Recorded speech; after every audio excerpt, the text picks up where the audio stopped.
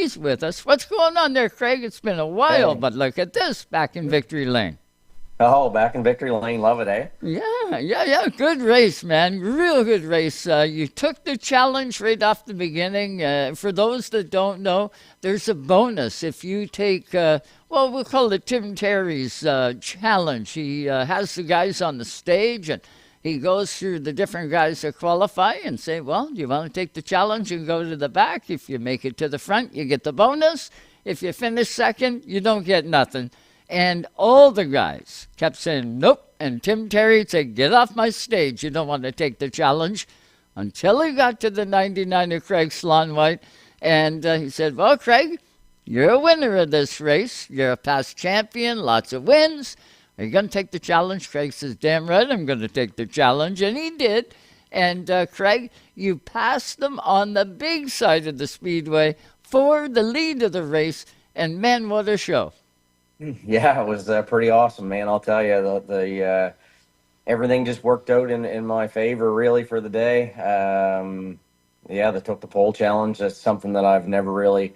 The only time I said no to the pole challenge was last year when we timed. We were actually on the pole for the race, and $75 to lead a lap. We kind of wanted to make some money too. So last year, Frank actually said, nah, I don't think you should take it this year. So I was all right with not taking it. But normally I take the pole challenge anytime it's ever come to me. So it ended up coming back. I think I was starting seventh or something, and it come back to me to the seventh slot, and we took it. And it's the extra $500 to take it. And then if you get in the top 10 and 500, top five another 500, and if you win, it's a couple grand or whatever. So everybody needs a couple grand these days. I can tell you that. Well, I can guarantee everybody can. And Craig, that was all a memory of Scott Fraser, a guy we lost way too young in our sport. And he's always still with us all the way through. And the Fraser family had a big part of you getting started in the pro stock, right?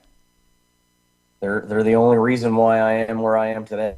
I mean, they're the ones that gave me the shot to see if I could even drive one of those cars. I was doing decent in the sportsman class, but would I have had the money to go and buy a pro stock and start on my own? Absolutely, 1,000% no. So Frank and Frankie and Curtis, they asked if I'd be interested, and we tested the car in '07 and ended up running it. For Frank in '07, won the Pepsi 250 the first time I was ever in it at Shediac. And then I got the nod to run it all in 2008 was my rookie year. And I mean, if it wasn't for that opportunity, I may not be here today. Isn't that amazing? It's funny how things sort of evolve in the sport and how sometimes things go full circle and come right back to the beginning. And it couldn't have happened to a better guy, I can tell you that, for knowing you, Craig, for a lot of years here and watching you through your career. Man, there was times there, 6, 7 years ago, where you were ready to hang it up and say, okay, enough. I've had my career. I've got some good wins, and that's it. But not so, man. You dug in, and look at the success you've had over the last 5 years. It's been amazing to see. Oh, it's been absolutely incredible. And you're absolutely right. I mean, I did have a few big wins over the course of 10 years or whatever the case may be, a little more than that. But um, yeah, the last 5 years has just been lights out. Yeah, amazing. Amazing to say the least. You've been hooked up with King Competition, Andrew Hicken and Corey Hall and all those guys at King Competition. You guys are like one big family. And to see the success that you guys are having now, it makes a lot of guys real mad, I can imagine, because the success of the King Competition, it's a real deal stuff. It definitely is the real deal stuff. I mean, and the boys are, we're more friends than what we are anything else. It just so happens we get to do a bunch of fun stuff together. Uh, Again, 2019 or 2021. Fast forward to me getting in a King prepared car by Andrew and Corey and Jonathan and the boys. Like, it's been a game changer, and it's not a hidden. Everybody sees it. It's taken me to the next level when I thought I was done. And I've had this conversation many times now where, yeah, 2019, 2020, I was done. I was packing it in, kind of wrap up like, what was a good career in my own opinion, because I never knew that I was actually ever going to get big wins in a pro stock car and things like that. So it was all fine. I was gonna hang You froze up, Craig. I don't know whether you can. 21, getting Oh, in this car, and we go on a run, man. And I mean, here we are. This is my sixth 250 win. Um, just it's incredible. It's incredible. And yeah, there's a lot of people that hate on King. There's a lot of people that hate on us for winning, but man, it's why we do it. We're there to win. You got to have respect for people that put the time in and dedicate themselves to this sport. This is their job. Um, it's my job to hold the steering wheel. You know what I mean? you got to So have the talent, Craig. You have to have the talent. Yeah, you can have the car, but you got to have the talent to go with it. And with you guys, you got the whole package, and that's what you need. That's what you got to have to be successful in the tour that you're running. There is no doubt yesterday the two of Ashton Tucker was lights out fast. The yep. 53 car, you're used to seeing him in the 28 now. He's running the ASA Stars Tour. Of course, I'm talking about Cole Butcher. His original number is 53 from the East Coast. Cole was back home. He was incredibly quick. The 54 Jared Butcher was in there. The 08 to Nicholas Noggle, another one that was wicked fast. There was a pile of them last night. You had to have the talent with the car in order to have success last night. Yeah. All practices. I think there was 12, the top 12 or something like that was all within like a half a tenth.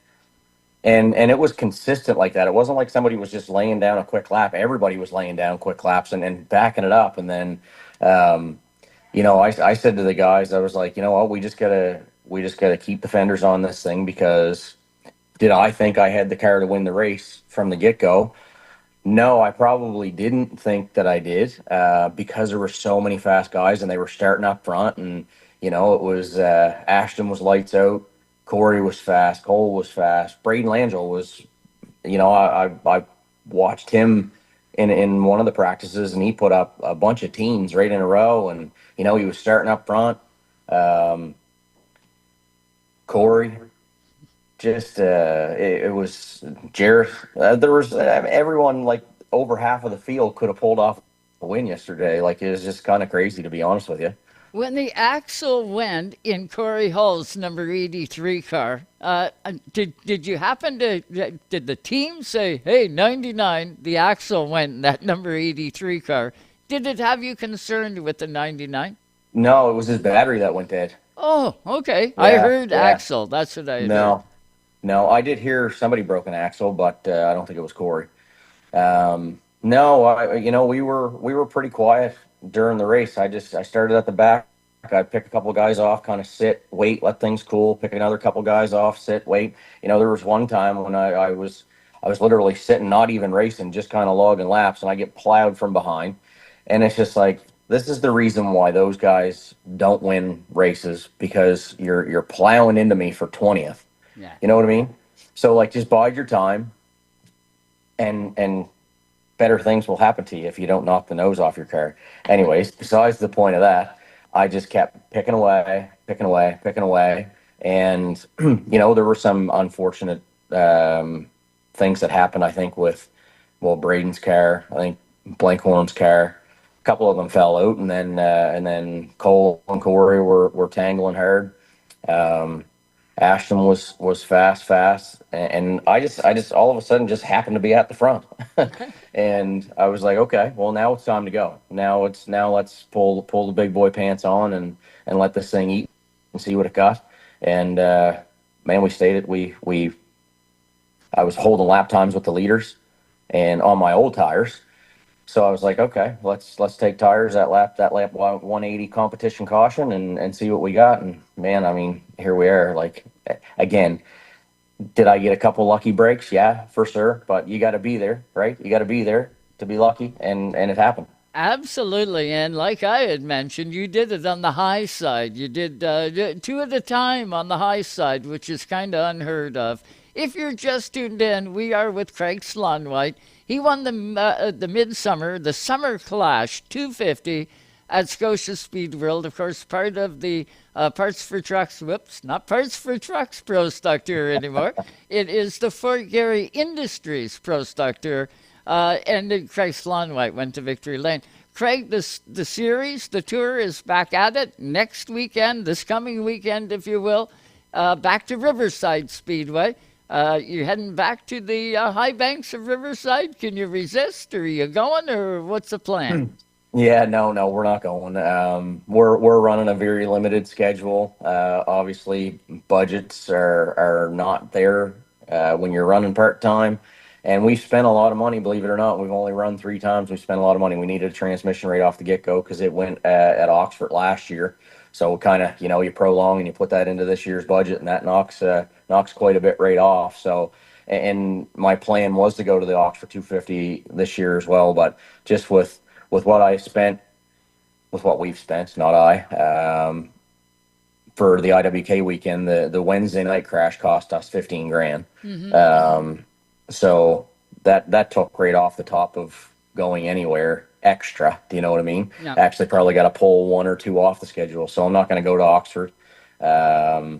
Might go to watch, and Andrew's going down to crew, and Corey's going to be there. So it'll be a fun show to watch and hang out with the boys. But yeah, I'm probably I might do the Mike Stevens race. That's might be a check mark, but as of right now, I don't really have any plans. Yeah, well, I know you won't be able to resist the Mike Stevens Memorial, another 200-lap race. That car, guaranteed the 99. If you rub real hard underneath there, you will find a 5. And if you're not in it, I can bet Jonathan Hicken would say, hey, can I borrow your ride for the night? Yeah, I've already told Jonathan if there's a chance that I don't go racing Mike Stevens, he's more than welcome to take it. So, and he loves that car as much as I do. I can well imagine. Craig, Yeah. you got a lot of beautiful support on that 99. Who have you got on there? Oh man, I don't have a picture of it in front of me here, but obviously Rod and Pam Dean, RS Dean Holdings, Kathy and Craig Stewart, S&C Motorsports, Stones RV, oh geez, B&L Fullmore. I'm trying to picture the car in front of me right now. Doug and Jess, Backyard Dreams Pool Design Construction, Selrick Enterprises, Prestige, KC Marine Mechanical Installation, my brother's company. Who else? Big presidential on there. Oh yeah, Presidential's there. Man, if I've left anybody out, I normally I have a picture right on the side here, but I'm on my cell phone, so my go-to is always a picture for the sponsors. But I mean, if I've missed anybody, I sincerely apologize. But at the end of the day, if it wasn't for all of those people, I wouldn't be here. Wouldn't even be running a part-time schedule. You know what I mean? So those guys love it as much as I do. And last night to do the back to the front, the Scott Fraser Memorial Cup. It's that's the first time I got choked up. Well, it's other finally.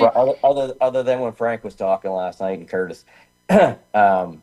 Just everything that happened, the sponsors to get me there, and the way it happened with Frank and Frankie, Curtis for the pole challenge and the Scott Fraser Memorial Cup, and to grab another Cat 2 or not Cat 250 Summer Clash 250. I can't thank everybody enough. The fans, like I had so many fans in the stands, family. You just never know when you're going to hold the checker flag for the last time, right? So, and I kept saying that last night. Like, I'm not that I'm an old guy, Right. but I'm an old guy. Yeah. Know what I mean? So, to tick off another 250, I mean, it's hard enough to run to win a 150, and then to grab another 250 checker flag is something special. And just the way it all went down was kind of like, shit. This happened. This happened. We're excited as hell, and I mean, I have to pay thanks to everybody that's behind me, whether it's money, support, it's the texts, the phone calls, the messages, the the accolades. It's second to none for to shake somebody's hand and say thank you, or answer the phone to, Ken Cunning called me today, and I mean, it's just like, all those phone calls come in, and you're very appreciative of it, but you're not, it doesn't sink in until after it's over, and you're like, shit, man, like he called and she called and this person called and that person called and this text, and it's incredible at my age to still have the support behind me that I do, and just to make this happen. But it says a lot about you as an individual, I can tell you that. And good on you for all of it. We appreciate it, always appreciate the time, and look forward to getting the winner of the Mike Stevens Memorial on. Could be you, might be Could Hicken, be. might be Corey. All, Yeah. all of you. You just do a great job, bud. And good on you for winning another. It ain't the last one, I can guarantee that. I hope not, Joe. I hope not. You bet. Well, thanks so much for the time tonight. You get back to that party out there, and thanks for cutting out and coming on Race Time Radio. Yeah, man. And listen, condolences to the family from Bowman Gray there last night. That guy, I guess he took a heart attack and passed away or something. That's just awful, right? So condolences to that whole group in the U.S. Absolutely. Well said, Craig Slaunewhite. You have a good one. We'll see you at the You next too. time. You All betcha. right. See ya. That is Craig Slaunewhite, driver of the 99, now a two-time winner of the 250 at Halifax. Just a dynamite job. A great guy. Love having him on the show, and to watch the success that guy has had. To see where he was, to see where he is. Amazing. You never quit. Never quit. Keep your nose to the grindstone, and things can happen, and good things can happen to good people.